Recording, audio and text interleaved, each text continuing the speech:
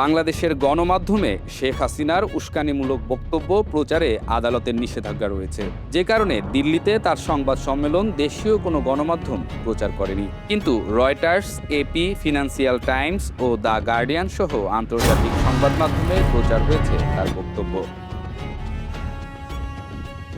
আদালতের ওই আদেশ অনেকদিন ধরে মেনে চলছে বাংলাদেশের মূলধারার গণমাধ্যমগুলো। তারপরও সরকারের পক্ষ থেকে নতুন করে স্মরণ করিয়ে দেয়া হয়েছিল, যারা শেখ হাসিনার বক্তব্য প্রচার করবে সরকার তাদের বিরুদ্ধে ব্যবস্থা গ্রহণ করবে। যে হাসিনা বাংলাদেশের রাজনীতিতে এখন প্রাসঙ্গিক নয়, তাকে নিয়ে সরকারের পক্ষ থেকে আনুষ্ঠানিক বক্তব্য কিংবা প্রতিক্রিয়া জানানো কতটুকু যৌক্তিক সেটা নিয়ে প্রশ্ন তুলছেন বিশেষজ্ঞরা। প্রশ্ন উঠেছে, যার বক্তব্য দেশে প্রচার করা যাবে না, রাষ্ট্রীয় প্রতিক্রিয়ার মাধ্যমে তাকেই কি আবার রাজনৈতিক আলোচনার কেন্দ্রে আনা হচ্ছে? বাংলাদেশের গণমাধ্যম হাসিনার সংবাদ সম্মেলনের কোনো বক্তব্য প্রচার করেনি, কিন্তু গোটা বাংলাদেশের মানুষ, এমনকি খোদ সরকারের উচ্চ মহলও জানেন ফ্যাসিস্ট হাসিনা কি বলেছেন। সামাজিক যোগাযোগ মাধ্যমে সয়লাব হাসিনার বক্তব্য। ডিজিটাল যুগে যেখানে সাধারণ মানুষের ফিসফিস কথাও আড়াল করা যায় না, বিশেষজ্ঞরা বলছেন বরং সরকার হাসিনার বক্তব্য বিষয়ে মন্তব্য করে উল্টো কৌতূহল তৈরি করেছে। সংবাদ সম্মেলনের পর বাংলাদেশের পররাষ্ট্র মন্ত্রণালয় জানায়, ভারতের মাটিতে এমন আয়োজন বাংলাদেশের সার্বভৌমত্ব এবং জুলাই শহীদদের প্রতি অবমাননা। শেখ হাসিনাকে প্রত্যর্পণে বাংলাদেশের অনুরোধের জবাব না দিয়ে তাকে গণমাধ্যমে কথা বলার সুযোগ দেয়া দ্বিপক্ষীয় সম্পর্কের জন্য ক্ষতিকর বলেও উল্লেখ করা হয়। অন্যদিকে ভারত বলছে অনুষ্ঠানটি একটি বেসরকারি গণমাধ্যম সংগঠনের আয়োজন। ভারত সরকারের এতে কোনো ভূমিকা নেই এবং সেখানে প্রকাশিত বক্তব্য তারা সমর্থন করে না। তাহলে বাংলাদেশের প্রতিক্রিয়া কতটা যৌক্তিক? বরং হাসিনার বক্তব্য চলাকালে যে ৪৪,০০০ দর্শক শ্রোতা লাইভ থেকে বেরিয়ে গেল, সেটা নিয়েও কিছু লিখতে পারল না বাংলাদেশের মিডিয়া। বাংলাদেশের রাজনীতিতে এখনো পর্যন্ত হাসিনার জনসমর্থন শূন্যের কোটায় বলে জানা যায়। তাকে নিয়ে সরকারের এত মাথা ব্যথা কি হাসিনাকে প্রাসঙ্গিক করছে না, এমন প্রশ্ন ভাসছে সমাজ পাতায়।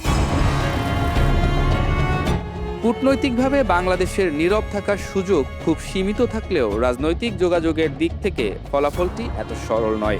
২০২৪ সালের আগস্টে ক্ষমতা হারানোর পর শেখ হাসিনা বাংলাদেশের সক্রিয় রাজনৈতিক প্রক্রিয়া থেকে বিচ্ছিন্ন হয়ে পড়েছে। তার দলের প্রতি নির্বাচনের বাইরে সাংগঠনিক কার্যক্রমেও নিষেধাজ্ঞা রয়েছে। বিশেষজ্ঞরা বলছেন, এমন অবস্থায় সরকারের দীর্ঘ ও তীব্র প্রতিক্রিয়া তার বক্তব্যকে নতুন করে রাজনৈতিক গুরুত্ব দিচ্ছে। যে বক্তব্য বাংলাদেশের গণমাধ্যমে প্রচারিত হয়নি, পররাষ্ট্র মন্ত্রণালয়ের প্রতিক্রিয়ার পর সেটি দেশের রাজনৈতিক আলোচনার বিষয়ে পরিণত হয়েছে। বোদ্ধাদের মত, এতে করে শেখ হাসিনা নিজেকে বর্তমান সরকারের প্রধান প্রতিপক্ষ হিসেবেও উপস্থাপনের সুযোগ পেয়ে যেতে পারেন। বিশ্লেষকদের অনেকেই বলছেন, প্রতিক্রিয়া না জানালে সেটি বাংলাদেশের নীরব সম্মতি হিসেবে ব্যাখ্যা হতে পারত। আবার অতিরিক্ত আক্রমণাত্মক ভাষা ব্যবহার করলে শেখ হাসিনাকে প্রয়োজনের চেয়ে বেশি রাজনৈতিক গুরুত্ব দেওয়ার ঝুঁকি থাকে। আবার কেউ কেউ বলছেন, সবচেয়ে কার্যকর পথ হতে পারত সংক্ষিপ্ত তথ্যভিত্তিক কূটনৈতিক প্রতিবাদ, যেখানে ব্যক্তিকেন্দ্রিক বিশ্লেষণের পরিবর্তে গুরুত্ব পেত জাতিসংঘের অনুসন্ধান, আদালতের রায়, প্রত্যর্পণ চুক্তি এবং ভারতের কাছে বাংলাদেশের সুনির্দিষ্ট প্রত্যাশা।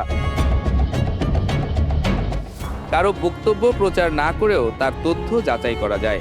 সরাসরি সম্প্রচার না করেও মিথ্যা দাবি খণ্ডন করা যায়। দায়িত্বশীল সাংবাদিকতার কাজ বক্তব্যকে মঞ্চ দেয়া নয়, বরং তথ্যের আলোকে তার মূল্যায়ন করা।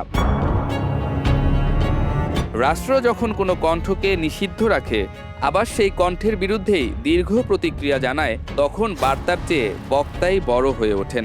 শেষ পর্যন্ত লড়াইটি বক্তব্য বন্ধ করার নয়, সত্য ও বিশ্বাসযোগ্য তথ্য দিয়ে তার প্রভাব মোকাবিলার।